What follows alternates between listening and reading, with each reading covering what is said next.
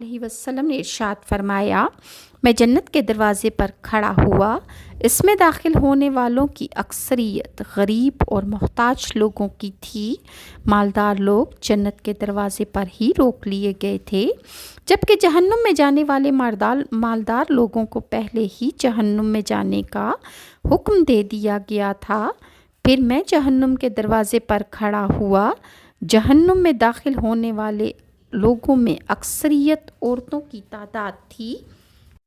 حضرت عبداللہ بن عباس کہتے ہیں کہ رسول اللہ صلی اللہ علیہ وآلہ وسلم نے ارشاد فرمایا، میں نے جنت میں دیکھا تو ان میں اکثریت فقراء کی تھی، اور جہنم میں دیکھا تو ان میں سے اکثریت تعداد عورتوں کی تھی۔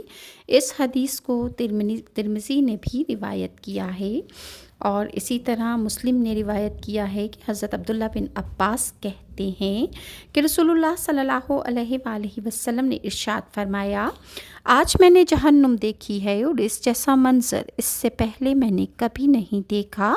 میں نے جہنم میں عورتوں کی اکثریت دیکھی۔ صحابہ نے عرض کیا، یا رسول اللہ وہ کیوں؟ تو آپ نے ارشاد فرمایا، وہ ان کی ناشکری کی وجہ سے۔ عرض کیا گیا کہ کیا وہ اللہ کی ناشکری کرتی ہیں؟ تو رسول اللہ صلی اللہ علیہ وآلہ وسلم نے ارشاد فرمایا، اپنے شوہر کی ناشکری کرتی ہیں اور احسان نہیں مانتی۔ اگر تم کسی عورت پر زمانے بھر کے احسان بھی کر دو، لیکن پھر کبھی اس عورت کے مرضی کے خلاف کوئی بات ہو جائے تو کہے گی، میں نے تو تجھ سے کبھی کوئی بھلائی دیکھی ہی نہیں ہے۔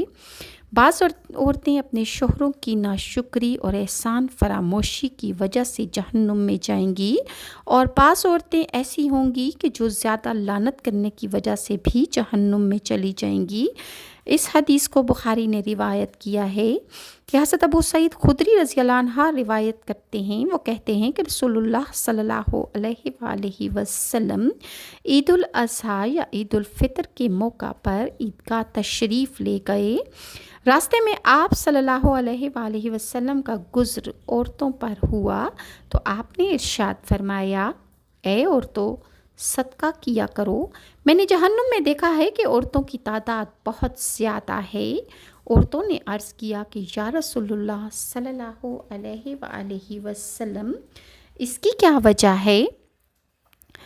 تو رسول اللہ صلی اللہ علیہ وسلم نے ارشاد فرمایا، تم لعنت بہت زیادہ کرتی ہو اور اپنے شوہروں کی ناشکری کرتی ہو۔